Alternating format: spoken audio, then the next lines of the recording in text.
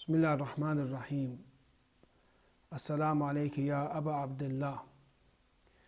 We're talking about Ziyarat Ashura, the ziyarat that has many lessons to be learned from it and as much reward to be gained from it. So we're at this line, Allahumma ja'al mahyaya mahya Muhammadin wa al Muhammad. This is a very famous line or dua inside the ziyarat. And we ask Allah, please make my lifetime in the same way as Muhammad and Muhammad's household, Allahumma salli ala Muhammad wa ala Muhammad, lived. So we're asking Allah to make our hayat, our life, like their lives. Wa mamati mamata Muhammadin wa ala Muhammad. And make me die on the same principles in which Muhammad and Muhammad's household died. So when you examine this line in Ziyarat Ashura, it's possible that mahya, which is basically means hayat here, means life, hayati. So you're asking Allah to make my hayat like Prophet Muhammad's hayat. So therefore, when you think about this word, one way that it's been translated is this present life that I have, the way that I live, to make and change my life in a way that it fits exactly how the Holy Prophet lived. That's one definition, and we're going to talk about this first. So when your life is like Prophet Muhammad's life and his family's life, sallallahu alaihi wasallam, you have to first learn about their life. If you want to conform your life to their life, you have to know how they lived. If somebody wants to live, say, a lifestyle of a certain group of people, he has to learn about them first. If a person wants to be like a person, he has to know about them first. So one of the problems that we have here is that we are lacking seerah knowledge, biography knowledge, the way that our Holy Prophet of Islam lived, the way that Imam Ali lived. A lot of times we just know a lot of information about the day of Ashura, which is really good.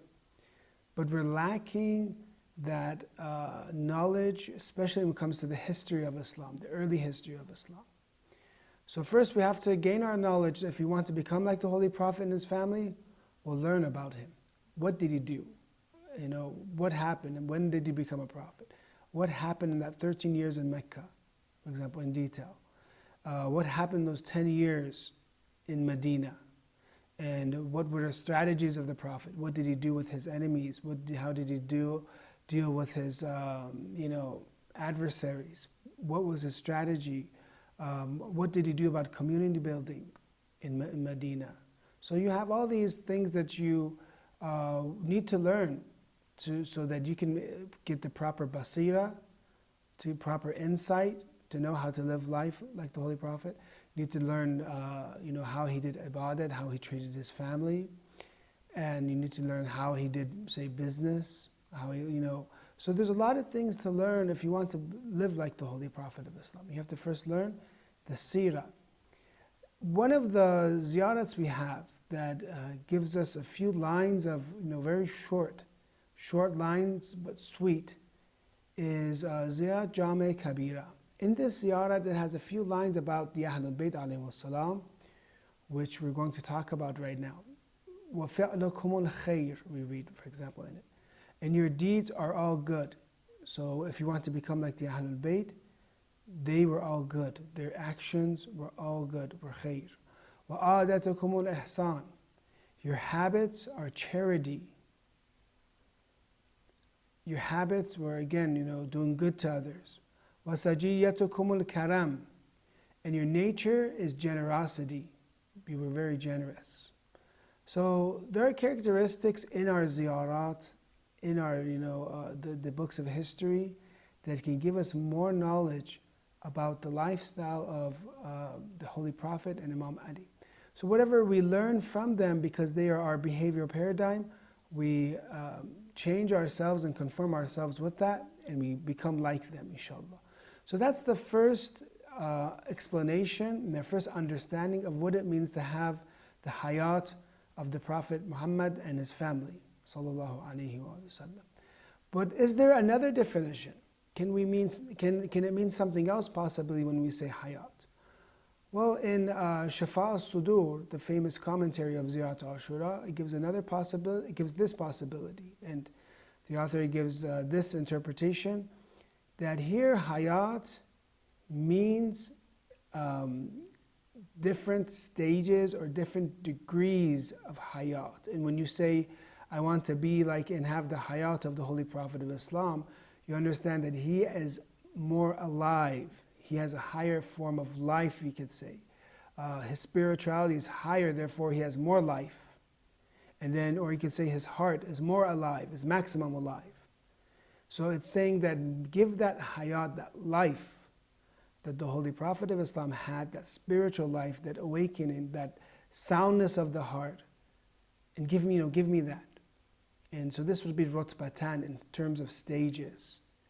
And this is a very interesting, debate or talk that we could have, because we understand that, someone might be confused. What do you mean life or death? Well, obviously we're not talking about a person whose heart is beating or brain is working or whatever.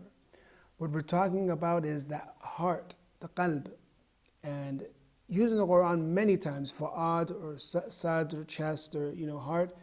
It's used here as not an instrument of an organ to pump blood, oxygen throughout blood, throughout your entire body.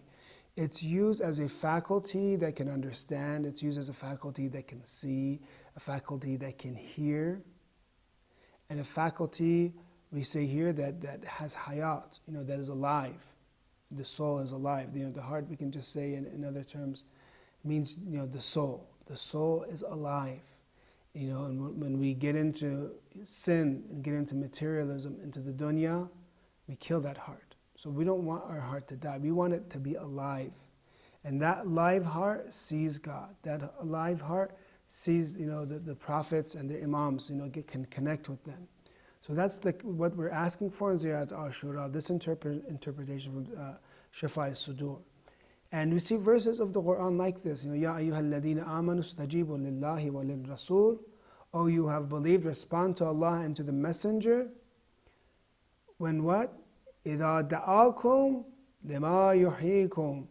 When the Messenger of Allah calls you to that which gives you life. So the message of Islam is a message that gives the heart life. And that's what we're looking for. And you feel that. You feel when you get higher spirituality, you understand that you are more alive. And everything feels right. And then when you disconnect from God, and you disconnect and you kill your heart, or you start to weaken, that faculty of the heart that could see and hear, and then you just feel terrible about yourselves. Let's read another verse of the Quran. من عمل صالحا من ذكر أو أنثى وهو مؤمن فلنحيينه حياة طيبة. These are very famous verses of the Quran. Whoever does righteousness, whether male or female, while he is a believer, we will surely give to him a good life. Allah Tabain al-Mizan here doesn't say we give him, change his life. Here it says we give him life. We give him hayat. So, alhamdulillah, we have the religion of Islam, and we have the call of Islam is the call of life, because it's the awakening of the heart, awakening of the soul.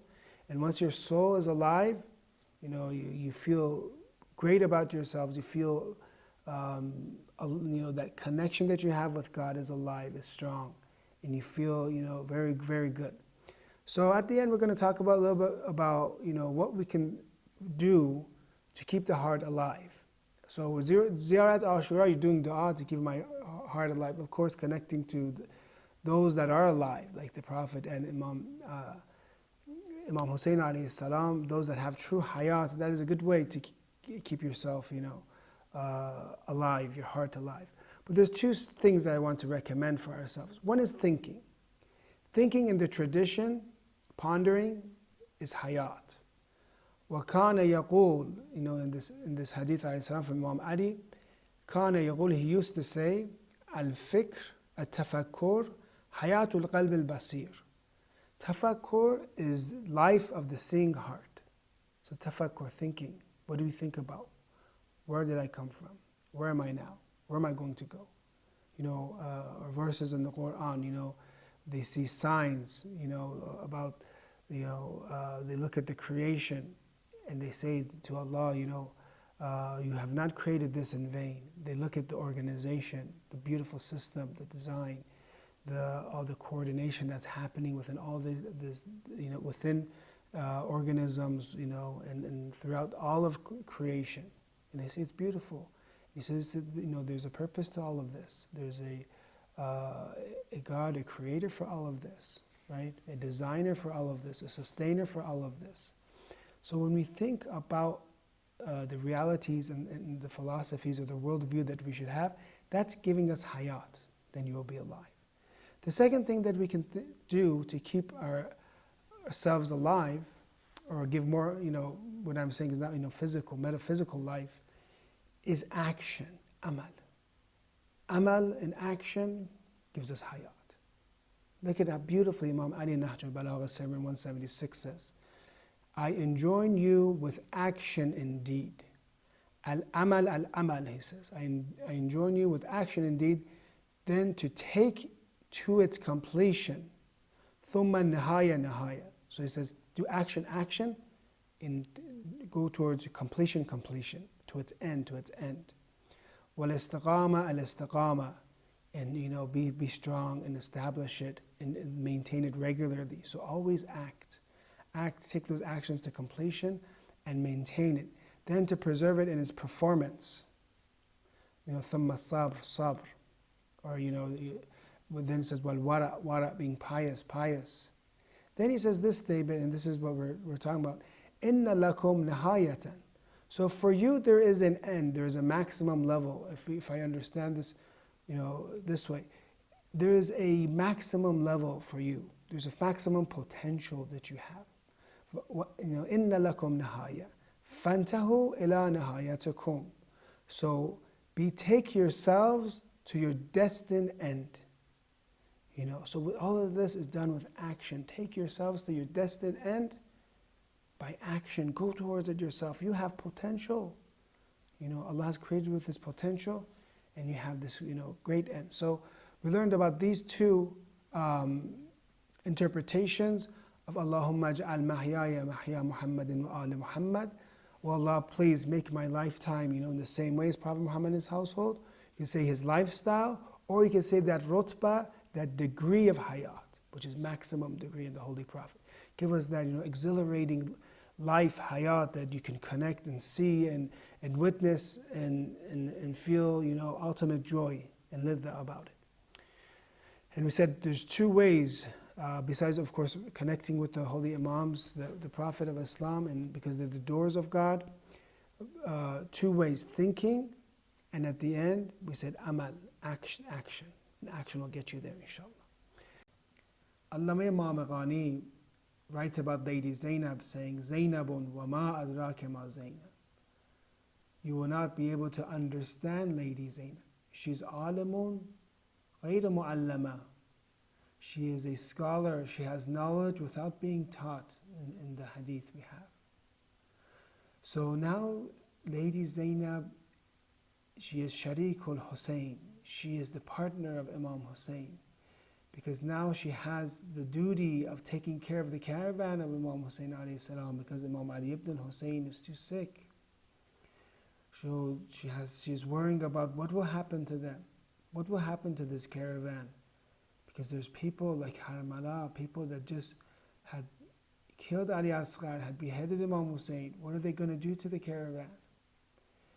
How is she going to help the women in the caravan? How is she going to be strong and be support for them? How is she going to help the children of Imam Hussein? There are some as young as 3 or 4 years old in that caravan. How is she going to be able to help them and support them? She is also, besides all of these roles that she has, she's also a nurse and taking care of Ali ibn Hussein alayhi salam.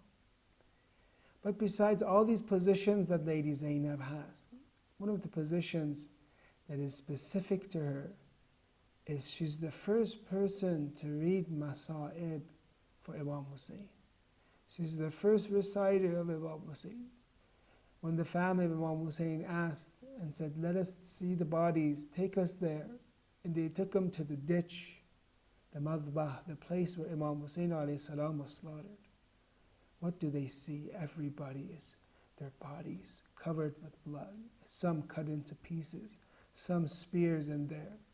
The body of Imam Hussein covered with arrows, covered with wounds from swords and spears. Their lady Zainab, she comes and gives the first musibah to Imam Hussein. Ya Muhammadah, she calls the Prophet of Islam. Salla alayka maliku sama. May the angels of the sky send salutation towards you. Hada Husaynun murammalun bid-dima. مقطع الأعضاء وبناتك سبايا. This is your Hussein covered with blood, fallen on the ground covered with blood. His body parts are dismembered, while his children are taken as captives. إلى الله المشتكى وإلى علي المرتضى وإلى فاطمة الزهراء وإلى حمزة سيد الشهداء. I complain to Allah, I complain to Ali, I complain to Fatima, my mother, I complain to Hamza. هذا حسين بالعرى. This is Hussein who's clothless. Tasfi alayhi sabah, the winds are blowing over his body. Qatila awlad al-adiya, killed by the sons of Haram. Wa huzna wa karba, O grief, O calamity. Al-yawm mata jaddi Rasulullah. Today your grandfather, the Messenger of Allah, has died. Ya ashaba Muhammada, O companions of Muhammad. Hada dhurriya, this is the family of Al-Mustafa. Yusaquna sawqa sabaya, they're being carried as slaves, as captives. Sallallahu alayka ya Zainab, sallallahu alayki ya Zainab, sallallahu alayki ya Zainab. اللهم صل على محمد وآل محمد وعجل فرجه.